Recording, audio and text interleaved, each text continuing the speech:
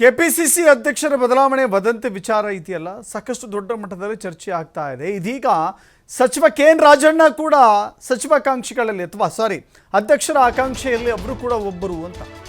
KPCC ಅಧ್ಯಕ್ಷರ ರೇಸ್ನಲ್ಲಿ ಸಚಿವ KN. Rajanna ಕೂಡ ಇದ್ದಾರೆ. ಈ ವಿಚಾರ ಅವರ ಮಗ MLC ರಾಜೇಂದ್ರ ಮಾತಿನಲ್ಲಿ ಸ್ಪಷ್ಟವಾಗಿ ವ್ಯಕ್ತವಾಗುತ್ತೆ.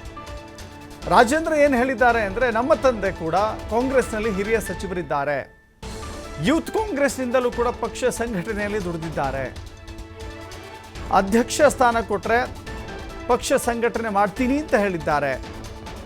ಮೈಸೂರಿನಲ್ಲಿ ರಾಜಣ್ಣ ಪುತ್ರ MLC ರಾಜೇಂದ್ರ ಈ ಹೇಳಿಕೆಯನ್ನು ಕೊಡುವ ಮೂಲಕ ಅವರ ತಂದೆ ಕೂಡ ಅಧ್ಯಕ್ಷ ಪಟ್ಟದ ಆಕಾಂಕ್ಷಿ ಎನ್ನುವ ರೀತಿಯಲ್ಲಿ ಹೇಳಿದ್ದಾರೆ. ಜೊತೆಗೆ ಸಚಿವ ಸತೀಶ್ ಜಾರಕಿಹೊಳಿ ಸೇರಿ ಹಲವು ಆಕಾಂಕ್ಷಿಗಳಿದ್ದಾರೆ.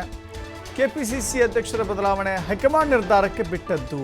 ಅವಕಾಶ ಕೊಟ್ಟರೆ ಪಕ್ಷವನ್ನು ಸಂಘಟನೆ ಮಾಡುವಂಥ ಕೆಲಸವನ್ನು ಮಾಡ್ತೇವೆ ಅಂತ ಹೇಳಿ ತಂದೆ ಪರವಾಗಿ, ರಾಜಣ್ಣ ಪರವಾಗಿ MLC ರಾಜೇಂದ್ರ ಬ್ಯಾಟಿಂಗ್ ಮಾಡಿದ್ದಾರೆ.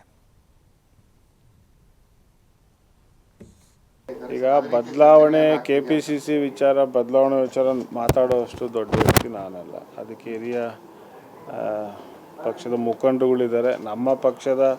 ನಮ್ಮ ರಾಜ್ಯದವರೇ AICC ಅಧ್ಯಕ್ಷ ಇರೋದ್ರಿಂದ ನಾನು ಅದ್ರ ಬಗ್ಗೆ ಹೆಚ್ಚು ನಮ್ಮ ತಂದೆಯವರು ಕೂಡ ಆಕಾಂಕ್ಷಿಗಳಾಗಿದ್ದಾರೆ ಕೆಪಿಸಿಸಿ ಸ್ಥಾನಕ್ಕೆ. ಕೇಳಿದ್ದಾರೆ. ಅವರು KPCC ಅಧ್ಯಕ್ಷರು ಕೊಟ್ಟರೆ ನಾನು ಪಕ್ಷ ಕಟ್ತೀನಿ ಅಂತ ಅವರು ಕೇಳಿದ್ದಾರೆ. ಮತ್ತು ಸತೀಶ್ ಜಾರಕಿಹೊಳಿ ಅವರು ಕೇಳ್ತಾ ಇದ್ದಾರೆ. ಸೊ ಈಗ ಇನ್ನೂ ಹೆಚ್ಚು ಮುಖಂಡರುಗಳು ಕೇಳ್ತಾ ಇದ್ದಾರೆ. ನೋಡೋಣ ಪಕ್ಷ ಯಾರು ಮಾಡಬೇಕು ಅನ್ನೋದು ಸೂಕ್ತ ಸಮಯದಲ್ಲಿ ಅದನ್ನು ತೊಗೊಳೋಣ.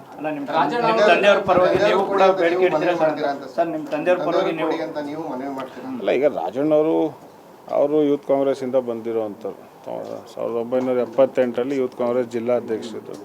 ಸೊ ಅವರು ಪಕ್ಷದ ಸಂಘಟನೆಯಲ್ಲಿ ತೊಡಗಿಸ್ಕೊಂಡಿದ್ದಾರೆ. ಇವತ್ತು ಒಂದು ಸಚಿವರಿದ್ದಾರೆ, ರಾಜ್ಯ ಸರ್ಕಾರದಲ್ಲೂ ಸಚಿವರಿದ್ದಾರೆ.